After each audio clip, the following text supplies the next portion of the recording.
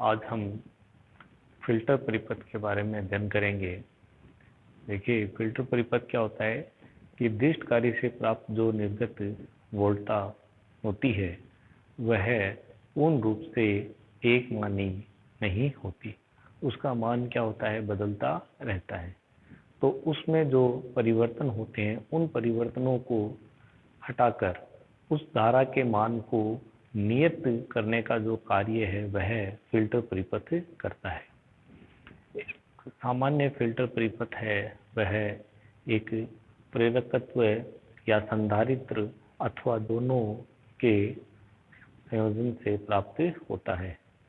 संधारित्र और प्रेरकत्व की ऐसी क्या विशेषताएं हैं कि वह एक फिल्टर का कार्य करती है। हम एक बार इनके अलग अलग विचार करते हैं।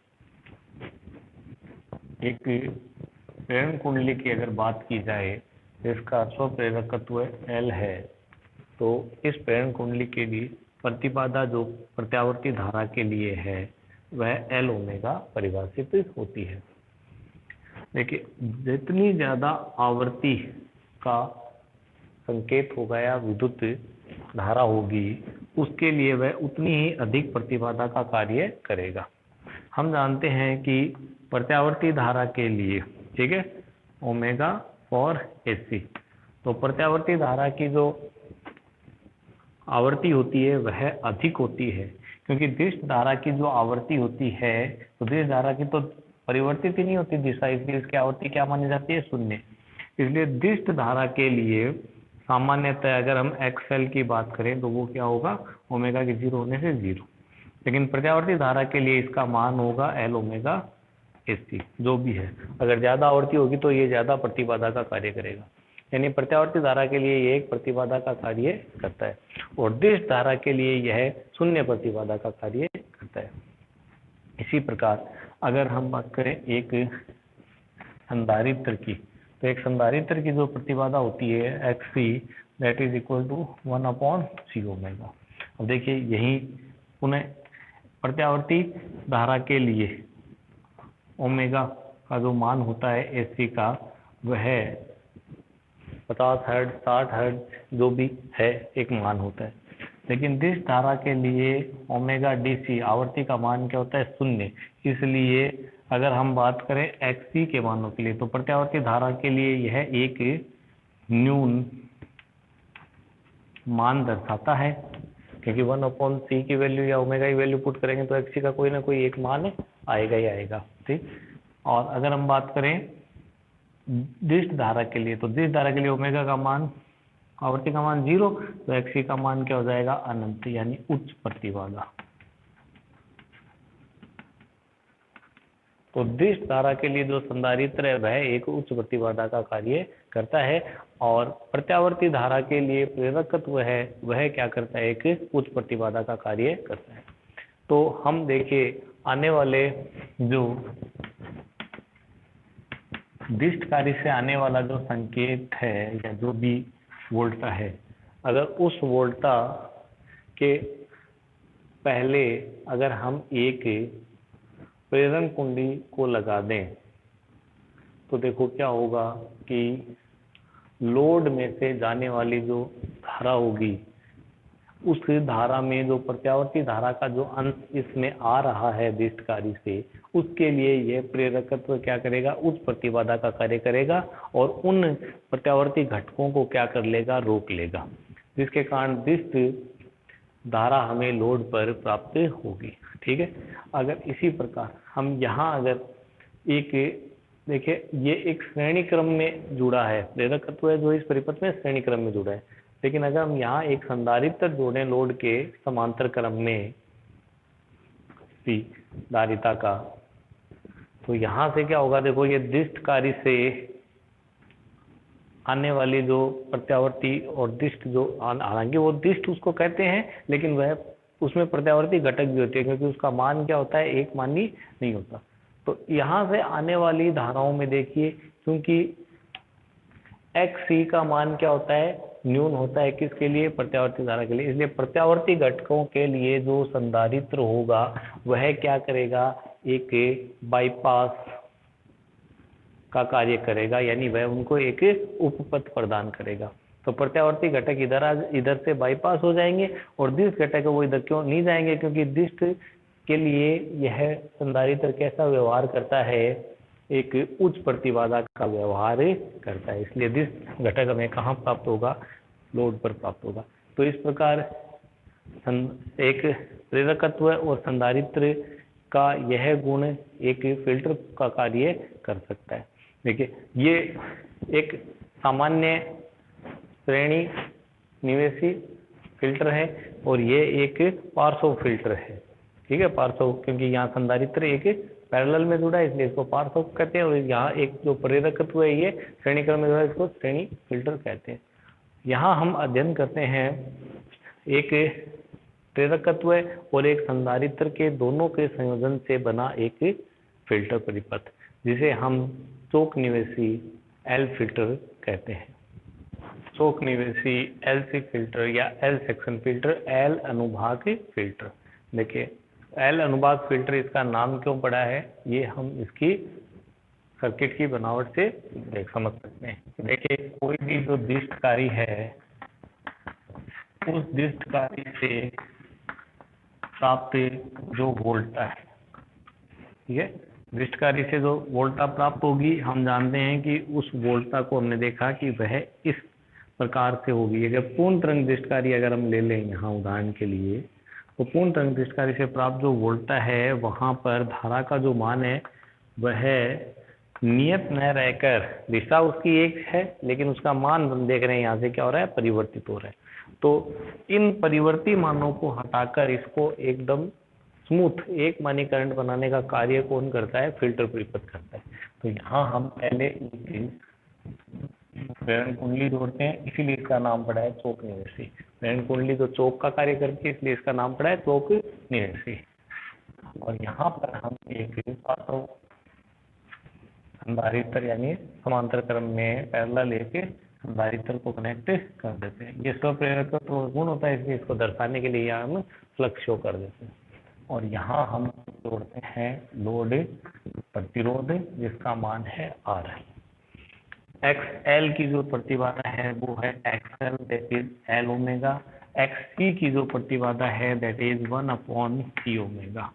ये हम इनसे मानों से हम परिचित है और इन प्रतिबाधाओं से हमने अभी शो किया कि तो L होगा वह इसके लिए प्रत्यावर्ती घटकों के लिए, देखो यहाँ पर दिष्ट और प्रत्यावर्ती घटकों का ये मिश्रण है, दिष्ट से प्राप्त निर्गत वोल्टता। इसमें से प्रत्यावर्ती घटकों के लिए ये उच्च प्रतिबाधा का कार्य करेगी, जिसके कारण प्रत्यावर्ती घटक क्या हो जाएंगे, यहाँ रुक जाएंगे। ठीक है, अगर मान लीजिए फिर भी कोई प्रत्यावर्ती घटक प्रवाहित होता है तो उन प्रत्यावर्ती घटकों के लिए सी संधारित्र जो है वह क्या करेगा, बाईपास का काम करेगा। तो वह न्यून प्रतिबाधा वाले जगह से यानी कि यहाँ से बाईपास हो जाएंगे प्रत्यावर्ती घटक, और जो दिष्ट घटक होंगे वो हमें सिर्फ कहाँ प्राप्त होंगे, लोड पर प्राप्त होंगे। तो यह इस संधारित्र का फिल्टर परिपथ है। और फिल्टर का देखो एल सेक्शन फिल्टर नाम पड़ा कि ये जो एल शेप की जो आकृति बनाई है इसमें एल और सी में, तो ये इसलिए इसका नाम पड़ा है एल सेक्शन फिल्टर। अब हम बात करते हैं कि गणितीय रूप से इसकी ऊर्मिका को बताना, इस फिल्टर की ऊर्मिका ज्ञात करनी है। ऊर्मिका गुणांक जो है वो हम जानते हैं, ऊर्मिका गुणांक क्या होता है, दिष्ट प्रत्यावर्ती धारा के घटक बट्टे दिष्ट धारा के घटक। तो ऊर्मिका गुणांक का मान कम होने का मतलब होगा प्रत्यावर्ती घटक क्या होंगे, कम होंगे। तो देखिए इस दिष्ट कार्य से जो निर्गत वोल्टता प्राप्त होती है हमें, ये इस निर्गत वोल्टता का फूरिये विश्लेषण से इसका जो आउटपुट प्राप्त होता है इसको हम लिख सकते हैं क्या, 2Vm/पाई। ठीक है, अगली टर्म प्लस माइनस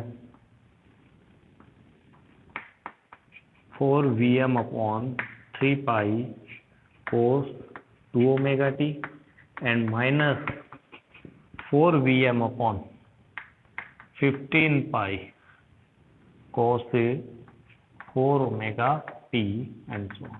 देखिए यहाँ यह जो पद है यह पद दिष्ट वोल्टता के मान को बताता है, क्योंकि ये एक आवर्ती फलन नहीं है, ये एक शुद्ध मान 2Vm/π जो है वह एक नियत मान है, इसलिए यह VDC को निरूपित करता है, दिष्ट वोल्टता को। यह जो आवर्ती फलन है यह कहलाते हैं सन्नादि घटक। ठीक है, प्रत्यावर्ती जो घटक हैं उनके सन्नादि आवर्तियों के मान हैं। तो यहाँ देखो आवर्ती कितनी है 2 ओमेगा, तो इसलिए ये कहलाता है द्वितीय सन्नादि, सेकंड। और यहाँ आवर्ती है 4 ओमेगा, तो ये कहलाता है फोर्थ या चतुर्थ सन्नादि। ठीक है, यहाँ अगर हम बात करें इन दोनों घटकों में कौन अधिक प्रभावी है, क्योंकि इनको कंपेयर कर लेते हैं, जो अधिक प्रभावी होगा उसको ही हम सम्मिलित करेंगे। देखिए सबसे पहले इन दोनों घटकों के आयाम को कंपेयर कीजिए। इसका आयाम कितना है 4Vm/3π और इसका आयाम कितना है 4Vm/15π। इसका मतलब है कि इसका आयाम इसके कंपेरेटिवली 1/5 है, यानी कि द्वितीय घटक का आयाम है वो चतुर्थ सन्नादि के आयाम से कितना है 5 गुना अधिक है। ठीक है, दूसरा अगर हम बात करें आवर्ती की, तो इसकी आवर्ती कितनी है 2 ओमेगा है और इसकी आवर्ती कितनी है 4 ओमेगा, तो यानी इस चतुर्थ की आवर्ती क्या है ज्यादा है। आवर्ती ज्यादा होने से क्या फर्क पड़ेगा, देखिए प्रतिबाधा जो है L के लिए जो प्रतिबाधा का मान है वह आवर्तियों के लिए क्या होता है 1/L ओमेगा होता है। ठीक है, तो यहाँ जिसकी आवर्ती दुगनी होगी उसके लिए प्रतिबाधा क्या हो जाएगी कम, और प्रतिबाधा कम होने का मतलब है उसके आयाम का मान भी क्या रहेगा ज्यादा रहेगा। जिसके लिए प्रतिबाधा ज्यादा होगी वह उस घटक के आयाम के मान को भी क्या करेगा प्रभावित करेगा। तो सीधी सी बात ये हो गई कि जिसकी आवर्ती ज्यादा है उसका आयाम क्या हो जाएगा कम हो जाएगा। इट मीन यहाँ अगर हम और बात करें आयाम में प्रतिबाधा के कारण वो हो जाएगा 2:1।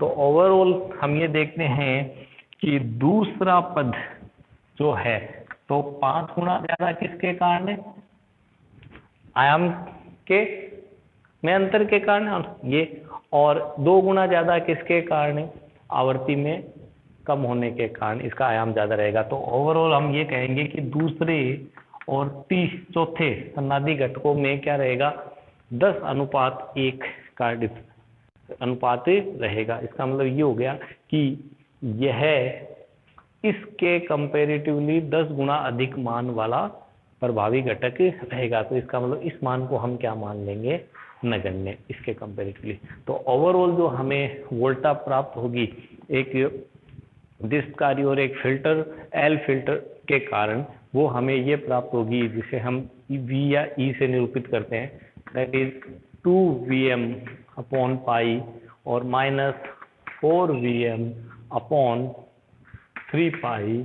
cos 2 omega T। बाकी के जो हैं कम आयाम या कम प्रभावी घटक होंगे। तो यह तो हो गया दिष्ट धारा वाला प्रभावी घटक और यह हो गया प्रत्यावर्ती प्रभावी घटक। ठीक है, तो इन प्रत्यावर्ती प्रभावी घटकों को कम करने का काम कौन करेगा, ये L और C जो है वो करेंगे।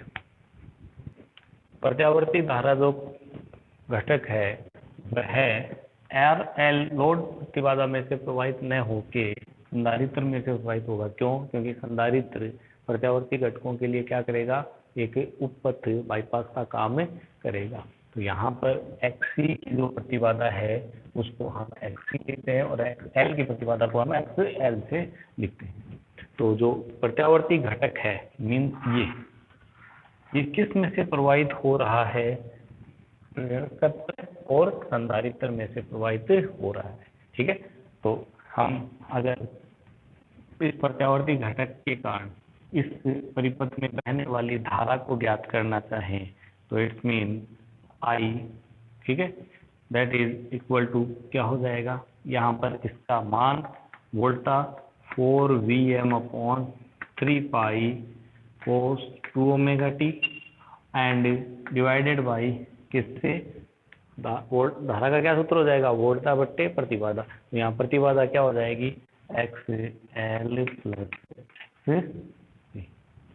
ठीक है, तो ये इस रूप में हम इसको परिभाषित कर सकते हैं।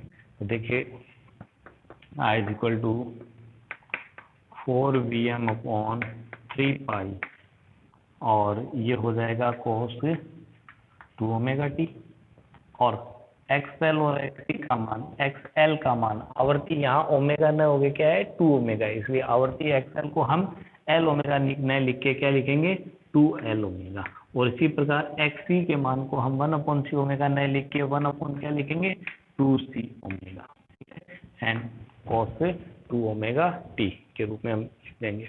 अब देखिए यह धारा किस में से प्रवाहित हो रही है, यह धारा जो है ये इस धारा को देखिए, सबसे पहले यह प्रत्यावर्ती घटकों के कारण धारा है ना, इसलिए हम इसको नाम देते हैं ऊर्मिकाएं। इन धारा के घटकों को क्या नाम दिया जाता है ऊर्मिकाएं। तो ये ऊर्मिकाएं किस में से प्रवाहित हो रही है, संधारित्र सी में से प्रवाहित हो रही है। तो प्रेरक लोड प्रतिबाधा से क्या प्रवाहित हो रहा है, लोड प्रतिबाधा से दिष्ट घटक जो पहला पार्ट है इसका, ये वोल्टा या धारा के रूप में यह मान प्रवाहित हो रहा है, ठीक है। तो इस धारा का अगर हम ज्ञात करें आरएमएस वैल्यू, क्योंकि देखो हम जानते हैं प्रत्यावर्ती घटक का प्रभावी मान उसकी क्या होती है RMS root mean square value होती है। तो आई आरएमएस जो इसका मान हो जाएगा that is equal to 4Vm/3 अच्छा, इसमें से अगर मैं 2C ओमेगा कॉमन ले लूँ तो यहाँ रह गया 4ω² इंटू cos 2ωt का क्या हो जाएगा स्क्वायर का एवरेज का अंडर दी रूट, ये होगी इसकी आरएमएस वैल्यू यानी प्रत्यावर्ती घटकों की प्रभावी मान। तो मीन यहाँ 2C ओमेगा को हम ऊपर लिख सकते हैं, then I RMS is equal to ये हो जाएगा 8ωc Vm/3 4ω²LC-1 cos theta का root of mean of square जो वैल्यू होती है वो कितनी होती है 1/√2। तो ये 1/√2 आ गया, जिस 1/√2 को हम क्या करते हैं यहाँ इसके साथ लिख देते हैं। तो ये आ गई इस संधारित्र से बहने वाली धारा। तो जब संधारित्र से बहने वाली धारा का मान ये है तो संधारित्र पर जो वोल्टता होगी उसका मान भी हम बता सकते हैं यहाँ से। तो संधारित्र पर ऊर्मिका वोल्टता या जिसको हम VAC अगर कहें तो वो कितनी होगी, तो वोल्टता का सूत्र होता है धारा गुणा प्रतिबाधा। तो धारा कितनी बह रही है यहाँ से IRMS, ठीक है, और प्रतिबाधा इसकी कितनी है 1/c ओमेगा। 1/c ओमेगा, यहाँ आवर्ती वही बात, आवर्ती यहाँ ओमेगा आवर्ती की प्रत्यावर्ती घटक प्रवाहित हो रहा है, 2ω आवर्ती का प्रत्यावर्ती घटक प्रवाहित हो रहा है, तो इसको हम लिखेंगे 2ωc। इट्स मीन इस IRMS को अगर हम 2ωc से मल्टीप्लाई कर दें, यहाँ देखिए इस पद को मैं 1/2ωc से गुणा करूंगा तो VAC का मान प्रत्यावर्ती घटक का मान क्या आ जाएगा, यहाँ से ये 2 से ωc कैंसिल हो जाएगा ωc से, और 2 से इसको लिखा जा सकता है 4Vm/3√2 4ω²LC-1।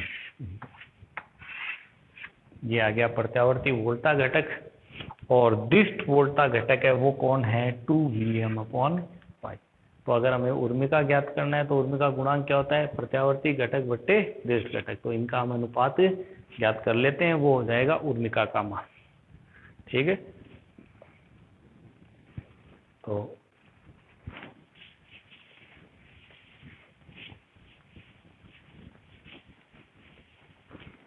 ऊर्मिका गुणांक R बराबर VAC/VDC। R is equal to VAC का मान ये रहा, अगर हम इसको डिवाइड कर दें VDC से, वो किसका मान आ जाएगा R का। तो देखिए VDC का मान हम लिखते हैं, VDC क्या है 2Vm/π। तो 2Vm/π से इसको हम कर देते हैं डिवाइड, तो ये पाई से पाई कैंसिल, Vm से Vm कैंसिल, एंड 2 ये आ जाएगा 2, और अगर √2 हम ऊपर लिखना चाहें तो R इज इक्वल टू हम क्या लिख सकते हैं, √2/3 4 ω² LC-1, और √2/3 की वैल्यू हम यहाँ पुट कर दें तो जिसका मान आएगा अपने पास में